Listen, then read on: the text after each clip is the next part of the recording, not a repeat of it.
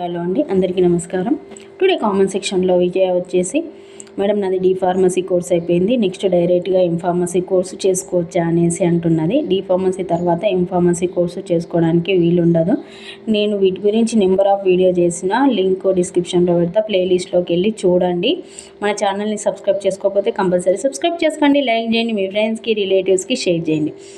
మనం D pharmacy తర్వాత B pharmacy course చేయాలి. డి ఫార్మసీ అయిపోయిన తర్వాత సెకండ్ ఇయర్లోకి ఎంటర్ అవుతాము. ఎంట్రన్స్ ద్వారా వెళ్ళొచ్చు, లేదు అంటే మీరు మేనేజ్మెంట్ సీట్ ద్వారా కూడా వెళ్ళొచ్చు అనమాట. డి ఫార్మసీ చేసి నెక్స్ట్ బీ ఫార్మసీ చేసుకోవాలి. బీ ఫార్మసీ తర్వాత ఎం ఫార్మసీ చేసుకోవడానికి పాసిబుల్ ఉంటుంది. డైరెక్ట్ డి ఫార్మసీ తర్వాత ఎం ఫార్మసీ ఉండదండి. డి ఫార్మసీ తర్వాత బీ ఫార్మసీ చేసుకోవచ్చు. బీ ఫార్మసీ చేసిన తర్వాత ఫార్మా-డి కూడా వేసుకోవచ్చు ఇంట్రెస్ట్ ఉంటే. ఒకవేళ మీకు ఎం ఫార్మసీ ఇంట్రెస్ట్ లేదంటే ఫార్మ్-డి కూడా వేసుకోవచ్చు.